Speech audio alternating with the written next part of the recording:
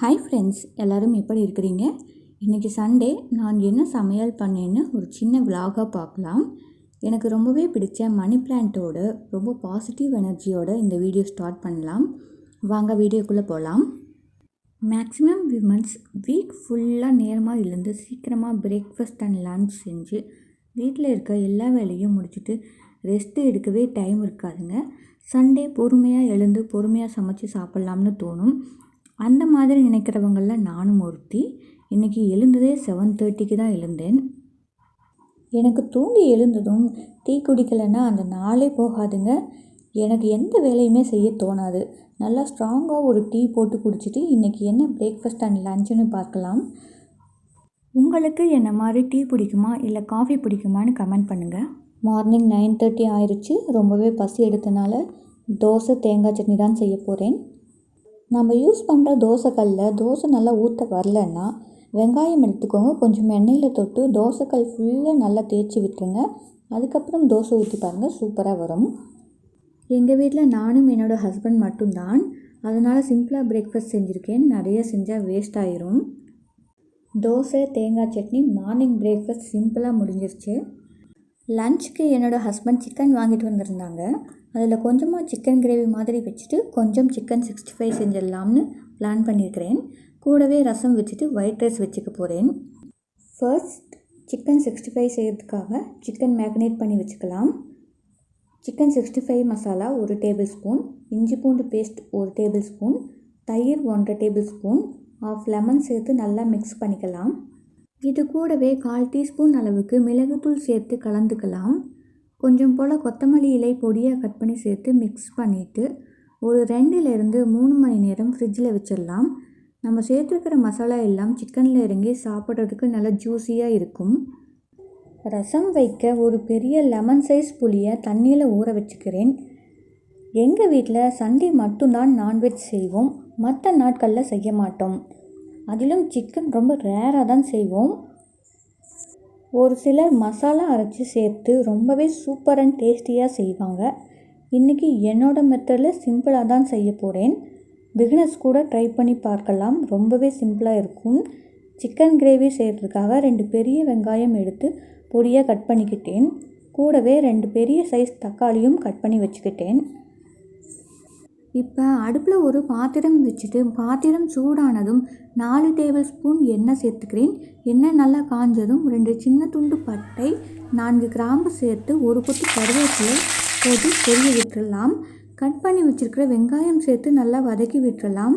வெங்காயம் சீக்கிரம் வதங்கிறதுக்காக 1/4 டீஸ்பூன் உப்பு சேர்த்துக்கிறேன். 2 பச்சை மிளகாயும் கீரை சேர்த்துக்கிறேன். கூடவே 1.5 டேபிள் ஸ்பூன் இஞ்சி பூண்டு பேஸ்ட், 1/4 டீஸ்பூன் மஞ்சள் தூள் சேர்த்து வதக்கி விட்டுடலாம். இஞ்சி பூண்டு பேஸ்ட் பச்சை வாசம் போனதும் கட் பண்ணி வச்சுருக்கிற தக்காளி சேர்த்து கலந்து விட்டுடலாம். தக்காளி இந்த அளவுக்கு நல்லா மசிச்சு வரணும். இப்போ 3/4 கிலோ சிக்கன் வாஷ் பண்ணி வச்சுருக்கிறேன், அதையும் சேர்த்துக்கலாம். சிக்கன் சேர்த்து நல்லா ஒரு டைம் மிக்ஸ் பண்ணிவிட்டு மூடி போட்டு மூடி வச்சிடலாம். ஆஃப் குக் ஆகட்டும். இந்த வீடியோ எடுத்து 2 டேஸ் ஆகுதுங்க. 2 டேஸாக எனக்கு ஹெவி ஒர்க் இருந்ததுனால என்னால் வீடியோ போட முடியல. அதனால் வெனஸ்டே நைட் தான் நான் அப்லோட் பண்ணுறேன். ரசம் வைக்க ஒரு மீடியம் சைஸ் தக்காளி எடுத்து இந்த மாதிரி கையாலேயே நல்லா கரைச்சி வச்சுக்கிறேன். இந்த மாதிரி கையாலேயே கரைக்கும் போது ரசம் நல்லா ஃப்ளேவர்ஃபுல்லாக இருக்கும். ரசம் தாளிக்க மசாலா அரைச்சிக்கலாம். அதுக்கு ஒரு மிக்ஸி ஜாரில் 10லேருந்து 15 பல் பூண்டு சேர்த்துக்கிறேன். நான் தோல் உரிக்காமல் தான் சேர்த்துக்கிட்டேன். 1 டேபிள் ஸ்பூன் சீரகம், 1.5 டேபிள் ஸ்பூன் மிளகு, 4-5 வரமிளகாய் சேர்த்து நல்லா விழுதாக அரைச்சி வச்சுக்கிறேன். இந்த அளவுக்கு இருந்தால் போதும், நைஸாக அரைச்சிடக்கூடாது. இந்த விழுதில் கொஞ்சமாக எடுத்து கரைச்சி வச்சுருக்கிற தக்காளி கூட சேர்த்து கலந்து விட்டுறலாம். ஊற வச்ச புளியை கரைச்சி வச்சுருக்கிறேன், அதையும் இது கூடவே சேர்த்துக்கலாம். கூடவே 1/4 டீஸ்பூன் மஞ்சள் தூள், 1/4 டீஸ்பூன் உப்பு சேர்த்து நல்லா மிக்ஸ் பண்ணி விட்டுறலாம். இது இருக்கட்டும். இந்த சைடில் சிக்கன் ஆஃப் குக் ஆயிடுச்சு. ஒரு கைப்பிடி அளவுக்கு கல்லுப்பு, 1 டேபிள் ஸ்பூன் மிளகாய்த்தூள், 1.5 டேபிள் ஸ்பூன் மல்லித்தூள் சேர்த்து நல்லா கலந்து விட்டுடலாம்.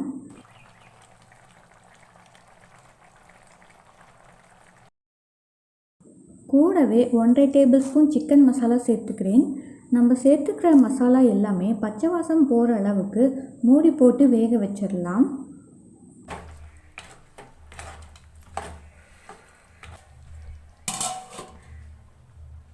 ரசம் தாளிக்க ஒரு பாத்திரம் வச்சுட்டு 2 டேபிள் ஸ்பூன் எண்ணெய் சேர்த்து எண்ணெய் சூடானதும் 1/4 டீஸ்பூன் பெருங்காயத்தூள், 1 கொத்து கருவேப்பிலை, 2 வரமிளகாய் சேர்த்து பொரிய விட்டுக்கிறேன். இப்போ நம்ம அரைச்சி வச்சுருக்கிற விழுதை சேர்த்து 1 நிமிஷத்துக்கு நல்லா கலந்து விட்டுடலாம்.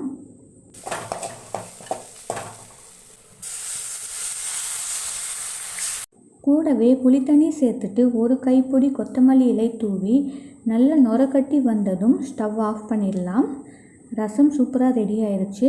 இந்த மாதிரி செஞ்சு பாருங்கள், டேஸ்ட் சூப்பராக இருக்கும்.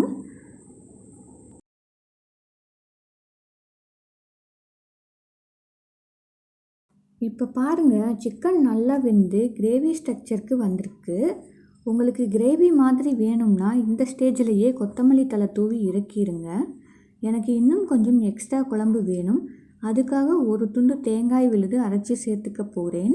நல்ல ஒரு கொதி வந்ததும் கொத்தமல்லி தழை தூவி இறக்கினா சிக்கன் கிரேவி ரெடி. சிக்கன் நல்லா 2 மணி நேரம் ஊறி வந்திருக்குது. எல்லா வேலையும் முடிச்சுட்டு கடைசியாக 65 செய்யும்போது மசாலா எல்லாம் சிக்கனில் இறங்கி நல்லா ஜூஸியாக கிடைக்கும். இப்போ சிக்கன் 65 பொரித்து எடுத்துக்கலாம். அவ்வளோதாங்க, எங்கள் வீட்டில் சண்டே லன்ச் மெனு ரெடி ஆயிடுச்சு. சூடான சாதம், கூடவே சிக்கன் கிரேவி, கொஞ்சமாக பொரிச்ச சிக்கன் 65 வச்சுக்கலாம், கட் பண்ணி வச்சுக்கிற வெங்காயம், சூப்பரான மிளகு ரசம். அவ்வளோதாங்க. இதே மாதிரி vlog வீடியோ வேணும்னா கமெண்ட் பண்ணுங்கள். Keep supporting. Bye friends.